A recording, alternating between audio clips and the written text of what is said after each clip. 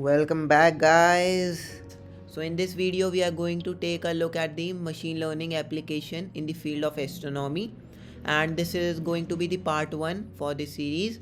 And so we are going to first import the modules like pandas, matplotlib and numpy. And yeah, we are going to use here the scikit-learn, which is the machine learning module for Python. Okay, we are going to take a look at simple data. Then in the part 2 we are going to apply all of our knowledge that we have gained in this part. Okay, so yeah, we are going to start it by importing the data. So this is the file. You are going to file this cluster a data file in the GitHub. Okay, you can get it from there and load it into your disk.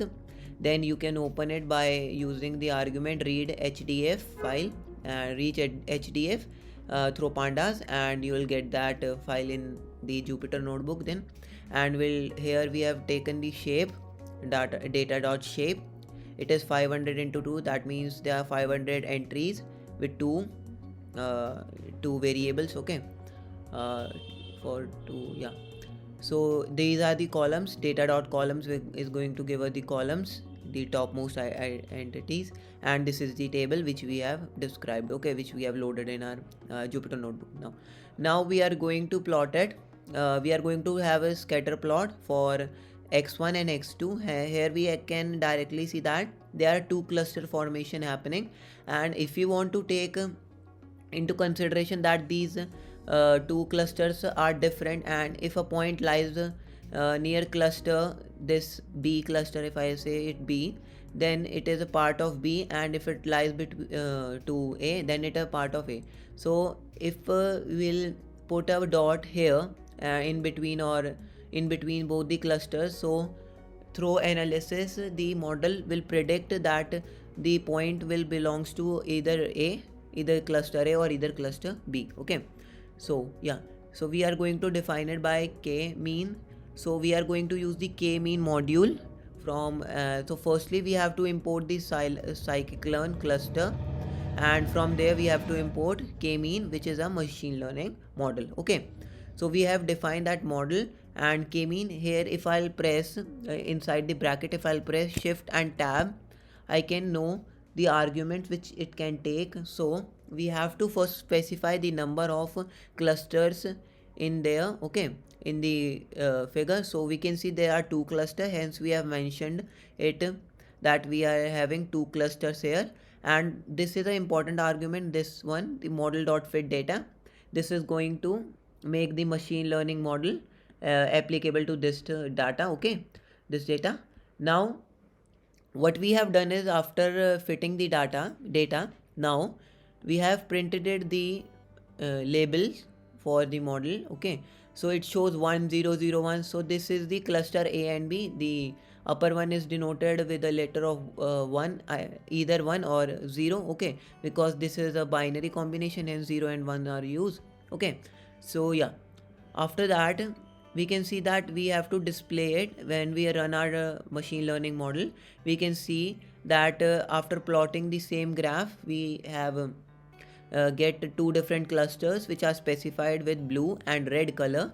Hence it is distinguished and classified by our model successfully. Okay, so now the things are going to get complicated. This is a very simple cluster, so we are able to identify it and our machine learning model learns it very well.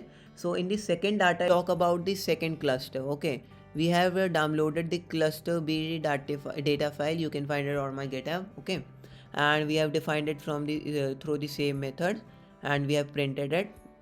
Okay, now we have plotted the scatter plot for the given table, and we get a scatter plot like this. So you can see that there is no specific boundary for both of the cluster, but we can identify there are two clusters.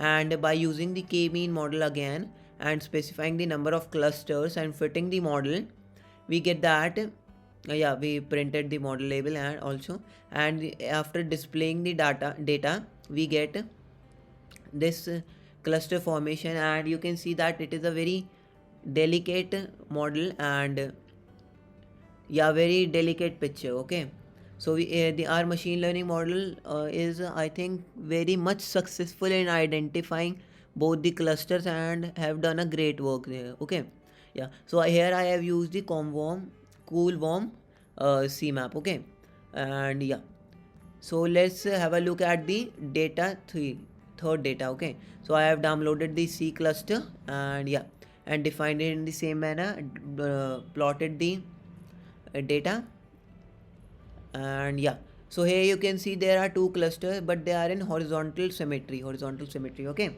so here if we are going to apply the k mean method, this is not going to work. Okay, it is going to create a picture like this.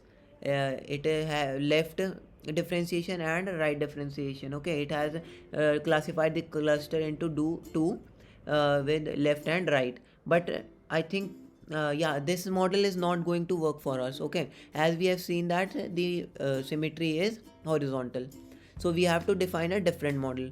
So how we are going to define it? We are going to take the spectral clustering model from this. So let's see how you are going to find it and according to your data. Okay, so I am going to take this URL and copy it and open a new tab. So yeah, open a new tab, then you can see that here are different models which are specified, that we have using the k-mean method, and you can see the k-mean method is successful for these some of the clusters, and for other type of clusters we have to use different models for this.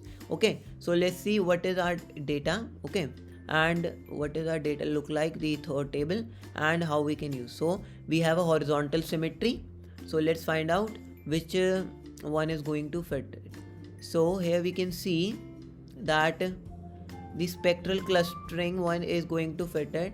Like you can see in this plot, it is giving a horizontal symmetry to the clusters. Okay, so we are going to use this one, spectral clustering. You just have to import the spectral clustering module for the to the notebook and fit the data and specify the number of clusters, and yeah, you get this beautiful plot. Okay, we got this.